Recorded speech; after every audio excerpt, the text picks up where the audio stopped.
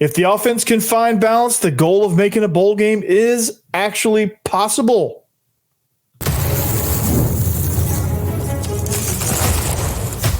You are Locked On Vandy, your daily podcast on the Vanderbilt Commodores, part of the Locked On Podcast Network, your team every day. Welcome into the Locked On Vandy podcast on the Locked On Podcast Network. I'm your host, Corey Burton. Thanks for making Locked On Vandy your first listen every day. We are free and available wherever you get your podcasts and on YouTube as a part of the Locked On Podcast Network, your team every day. Today's episode is brought to you by Gametime. Download the Gametime app, create an account, and use code LOCKEDONCollege for $20 off your first purchase. Terms apply. Among all the changes Vandy's made this offseason, hiring Robert Stiner to lead the strength and conditioning staff has brought a new energy and competitive spirit to the program. Mindset honestly goes a long way into building a good culture, so really this might end up being one of the best moves. Offensively, Tim Beck is looking for balance and physicality. This is the key to success in achieving their goal of making a bowl game. So finding balance is what this offense is all about. When they talked to Tim Beck, he said he wanted to build a faster, more physical team that achieves balance. And he's not just talking about, what people think of when they think of balance. They think of it's 50% run, 50% pass. And that's not necessarily true. When you think of balance, what true balance is getting the ball where it needs to go, when it needs to get there, and spreading and finding multiple playmakers. Okay. So when you think of achieving balance, these are the keys that come to mind. Okay. Number one, establishing the run game, win on first down. Okay. Achieving balance is winning on first down, establishing a run game, which I think is going to be the focal point of this offense. This is the true identity of the offense. They want, and when I say they, Jerry Kill and Tim Beck and Clark Lee want a physical run game, and I think they can achieve it with what they've recruited. Number two, feed the tight ends, Cole Spence and Eli Stowers. These are going to be the guys that really drive this offense. So you have to feed those guys. These guys are going to make it go. 12 personnel is going to have to be a thing. Finding big 6'7" Cole Spence in the red zone, which Diego Pavia did today at practice, is going to be the key. Number three, who are the playmakers at wide receivers? That's an unanswered thing, but that's going to have to happen if they want to achieve balance. Otherwise, teams are going to load up. They're going to shrink the field vertically, and then they're going to be able to actually shrink the field horizontally if nobody emerges as a playmaker at wide receiver. I don't think that's the case. I think there are some playmakers out there. We've just got to figure out who those people are. So these are the keys. Okay, so starting with the run game. All right, we've talked about what Vandy needs to do in the run game. Okay, it needs to be involving the quarterback. I think the quarterback has to be involved. When you look at a Tim Beck offense, the first thing that comes to mind, the first play that really comes to mind when I watch a Tim Beck offense is the jet read or the power read. Okay, power read is with the back, where the back goes outside, quarterback pulls it.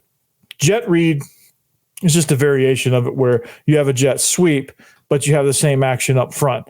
These are both quarterback-oriented run schemes that are also read option screens or read option schemes that put multiple guys in conflict. Okay, put multiple defenders in conflict. And when I say conflict, there's inside linebackers that don't know whether to chase the jet or stay down on the power because their immediate key says power, but then they see the jet sweep and they have to chase that down. So they're a step or a step and a half slow. The outside guy is actually not being blocked, so he has to make a decision: stop the jet, stop the quarterback. And oftentimes everybody else reacts accordingly. So that play is effective because it freezes the defense, and then formationally they're able to stretch the defense out and create seams and create running lanes. So those are the type of things you need, okay? You need a good stable of running backs if you're going to establish a really good run game, okay? You need, I think Cedric Alexander is that. I think the more live work he gets, the better he's going to be when Virginia Tech comes to town. He was a little banged up, so he hasn't probably gotten as much work as he needs at the running back position, but that's also allowed Vandy to find who's going to be the number 2 and number 3 guy, and really even kind of the fourth option. I think they're starting to figure things out situationally as well, which when you read these practice reports, when you look at what's going on, I think there's a reason why some of these offensive things seem disjointed or just seem off. It's because they're experimenting with stuff. They're seeing situationally who fits where.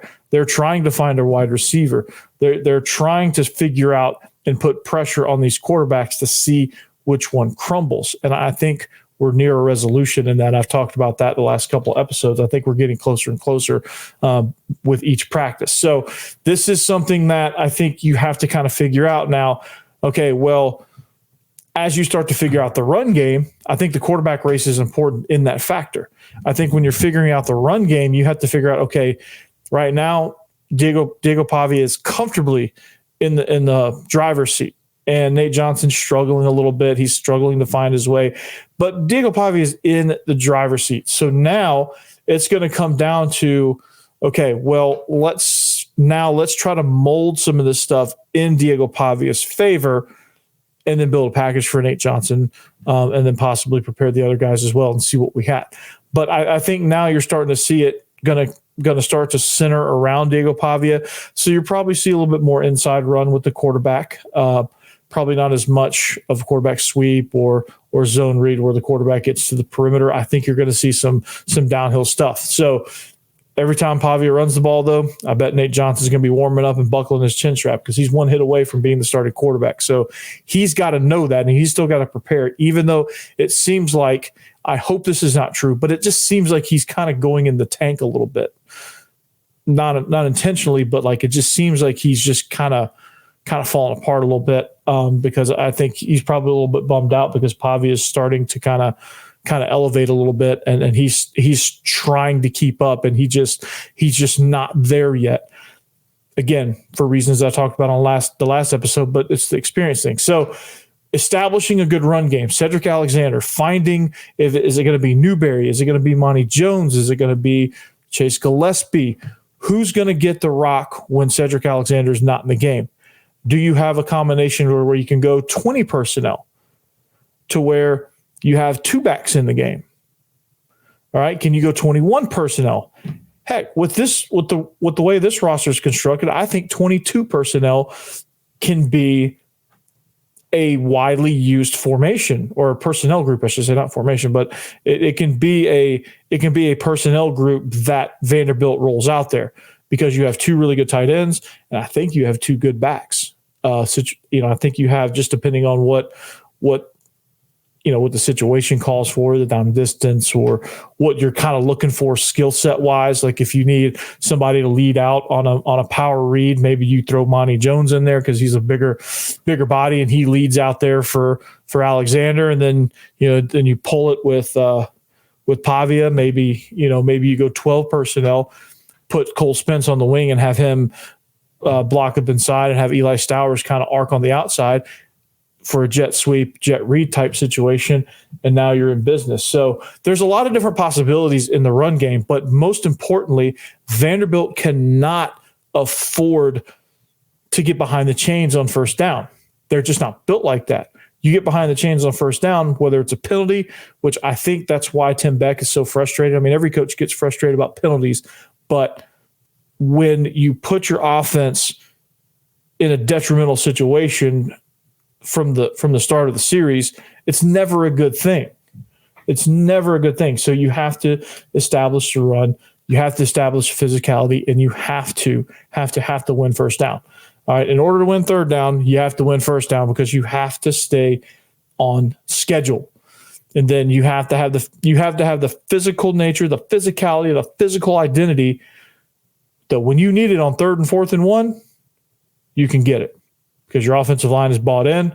You have an absolute animal at running back, which I think Monty Jones is going to be that guy that on 3rd and 1 you say, all right, go get it.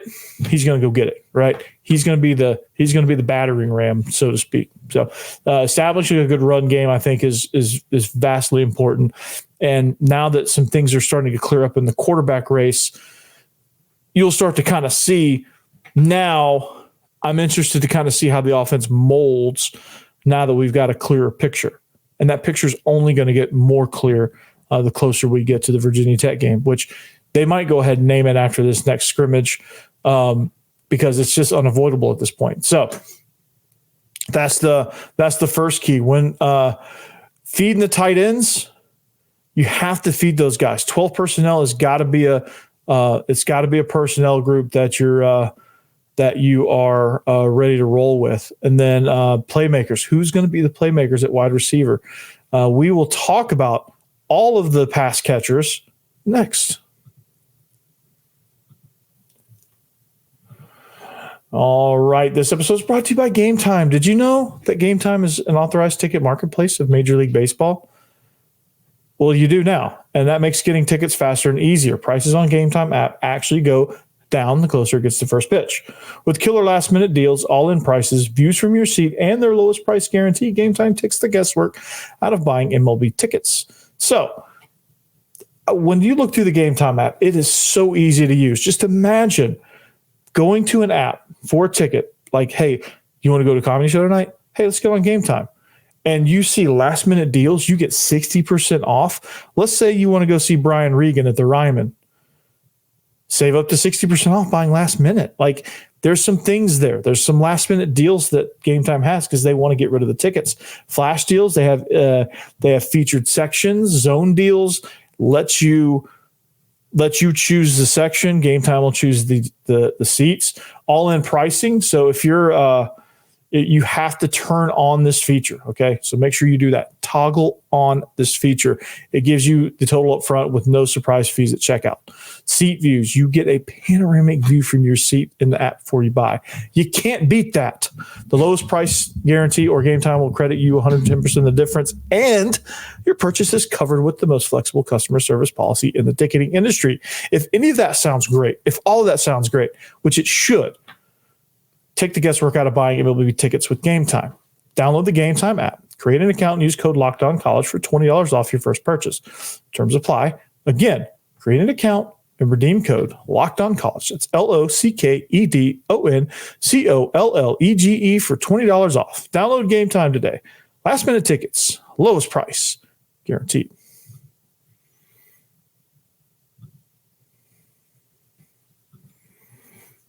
All right. Thank you for making Locked On Vandy your first listen of the day. For your second listen, enjoy Locked On College Football Podcast.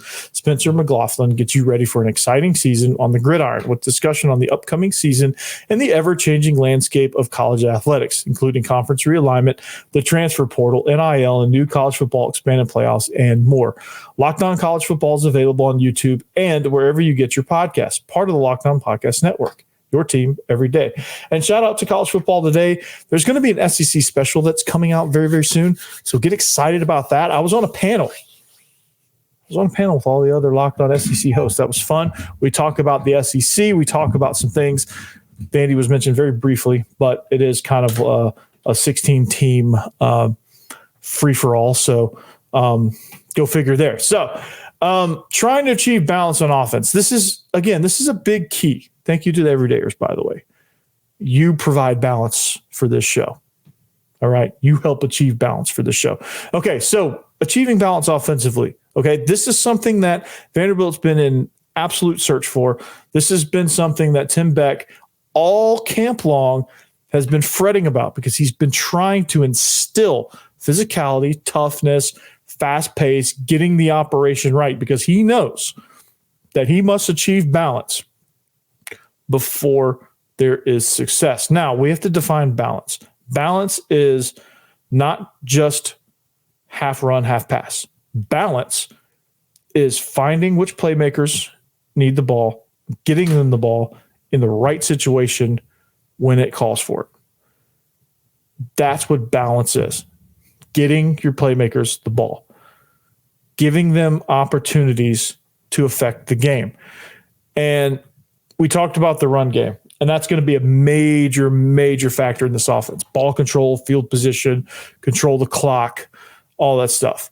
Feed the tight ends. Cole Spence and Eli Stowers are going to be animals. And I know Stowers has struggled a little bit lately, but I think given a defense that doesn't know what's coming, you go up against a new defense, they're not going to know what to do with the athleticism at the tight end position with him, and they're not going to know what to do with the big monster in Cole Spence. Like this is almost a cheat code, right? This is a situation to where if Vandy can get into the red zone, they have their chances of scoring go way up now. They didn't have this last year. Eli Stowers was in New Mexico and being an Aggie at New Mexico State, and Cole Spence was injured towards ACL. So you didn't see either of these guys. So, and Vandy didn't really, I don't know that the offensive coordinator last year would have known what to do with these guys anyway. But now you got two targets in the tight end room that will give you an absolute advantage in the red zone. You have athleticism, which you're going to get coverage mismatches, or you're going to have to get somebody athletic to cover Eli Stowers, which was going to free up something else. It's going to put smaller personnel on the field, and it's maybe even leave a one-on-one with somebody where normally they wouldn't get it. Cole Spence is just a beast. He's 6'7". He's got really good rapport with Diego Pavia now, and he's somebody that you get in the red zone, especially the low red zone. You throw one up on the back pylon or throw one up at the goalpost, and he's going to go up there and reach his big old long arm up there and snag it. So it's a weapon. Feed them over the middle. Help them. They will help you stay on schedule. They will be heavily involved in the RPO game. They're going to spring you and they're going to help you with key number one. They're going to help you in a lot of ways. So feed the tight ends, feature the tight ends, and use that weapon, because that's exactly what it is. But the most important question when it comes to finding balance is, who are the wide receivers? That's it. It's almost we're early enough to where it's not quite there yet, but we are on the road to Concernville here, to Worryville when it comes to the wide receiver position. All right. There's some time that they needed to get used to the new offense and some of the nuances of it, and trying to find rapport with whatever quarterback. And there was a little bit of growing pains now, but it's starting to get concerning a little bit, because you're not really hearing of many people stepping up, so to speak. You're not hearing of those guys that are like, okay, he's the guy. Blank is the guy. Like, you're not hearing those reports. You're starting to hear, well, Junior Sherrill's a little bit. He's had some flashes. He's kind of starting to emerge, and then he goes backwards. Loic Foungy is trying. He's made a couple of high point catches, but really he's just not consistent. Jeremiah Dillon is, you don't hear anything about him. Darian Wiley is hurt. He's not been participating. There has been Quincy Skinner is not overly consistent. And some of that could just be that we have some really good defensive backs and better than we thought. And that could be a factor, but I'm not going to be quick to crown the defense just yet, because there's got to be somebody that steps up. And I think right now, given today's practice, I think it's going to be Junior Sherrill and Junior Sherrill is the guy that's stepped up the most. He's had the most consistent. He caught a long touchdown today. He's starting to get more consistent with Pavia. He's starting to kind of emerge as that leader. He's starting to kind of grab the bull by the horns, not by the hands. Bulls don't have hands. So Junior Sherrill, and who's it going to be? To me, if it's Junior Sherrill and towards the end of camp, why not Joseph McVay? Why not Tristan Brown? Throw them out there. They're fast. They're talented. They can make plays. If you're going to have guys that are inconsistent, why not do it with freshmen that you recruited? right?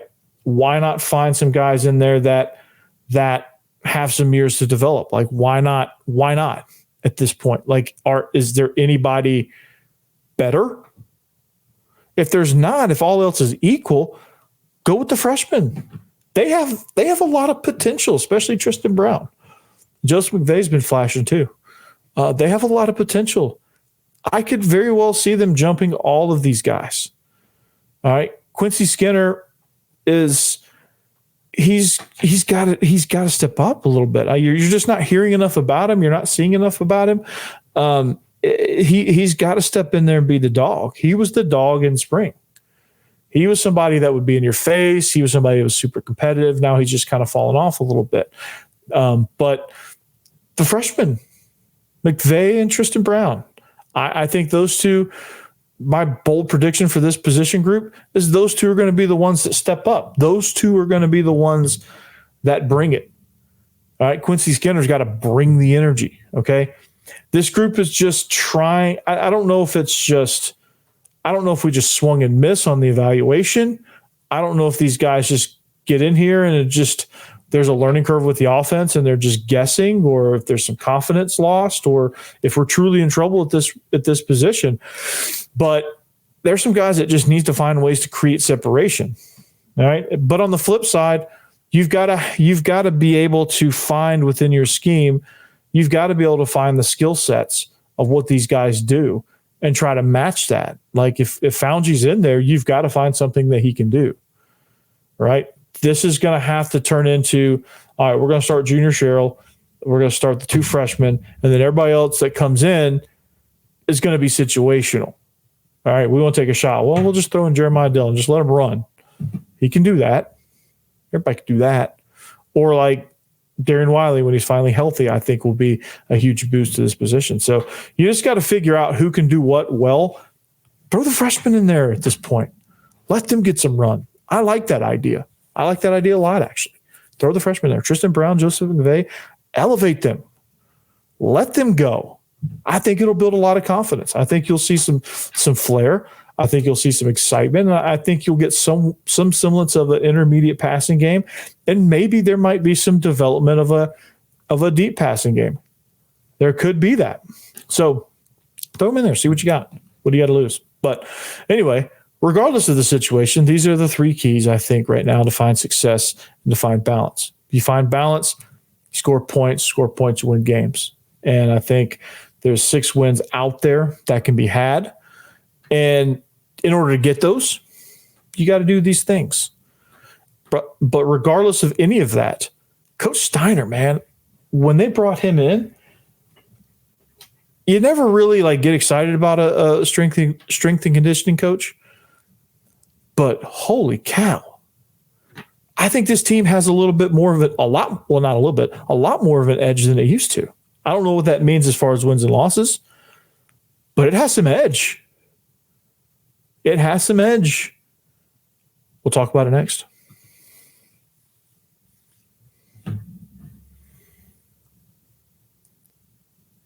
All right, we're back. Thank you for making Locked On Vandy your first listen each and every day.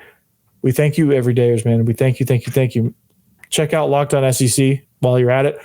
And I think that's a great show as well if you want to know what's going on around the league. So talking about energy, talking about competitive spirit, talking about a very, at this point, in the grand scheme of things, I think Vandy fans know that this is not an underrated hire. But if there's anybody else out there listening, this is a very underrated hire. This guy brings the energy. I need this guy to come give me a pep talk before every show. He would have me running through that. He would have me diving through that window that's right here. He would have me diving through it. This guy brings it, man. And that's something that Vandy's lacked. Vandy has lacked competitive spirit because once you break them, they got broken last year. Hawaii kind of broke them a little bit. Vandy ended up winning, but they ended up breaking him, I think, because they lost some head-scratching games last year, and the competitive spirit just seemed like it just evaporated very quickly from the program. Coach Steiner's bringing that back. All right, he's bringing back toughness. I think now you're in the dog days of camp, so I think there's some injuries that that are occurring, some guys that aren't practicing, that are beat up a little bit. That I attribute that to football, right? For right now, it's just the standard. You've been practicing a lot. You've been playing a lot of football for the first time in a while. Those things happen. I so far, knock on wood, I don't think there's anything major going on or much major going on this time around. And I think there's more guys out there practicing on a consistent basis than there ever has been. So knock on wood to that. I hope I don't jinx that.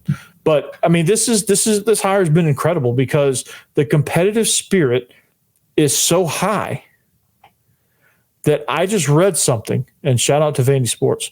I just read that Clark Lee was actually upset because there was too much trash talk. That's what I gather, because he used the word respect. I don't think it was an overly bad practice as far as execution, but I think this team is barking a little too much. They are talking trash. They have a little bit of an edge about them. And honestly, that's good. I'll take that. Now, if they can rein it in and control it a little bit and not get stupid penalties, which I think that's probably what frustrated Clark Lee today, is probably because they had some penalty-worthy moments, I bet. But you have to channel that energy because your defense needs that energy. And the defense is playing with that energy. Corday Sidnor especially. He's been from day one in spring. He's been an energy guy. Coach Steiner's breeding that into this group, man. It's great. Watching him speak, watching him move about, watching these videos that Vandy's social media team is. Shout out to Avery Wilson, by the way, director of creative media now for Vandy football. Shout out to him. Yeah. Shout out to Avery Watson, man. He's been doing a tremendous job on the social media side, right? Vandy has not had that. They haven't had a social media presence. They're starting to get all of that. They're starting to showcase a little bit. Vandy's starting to come out of their shell a little bit. It's a good thing. It's a very good thing. So Coach Steiner is one of many things that has happened that Vandy's just kind of been like, hey, we need to change some things. And, you know, I think you're going to see a team that fights. I think you're going to see a very confident team.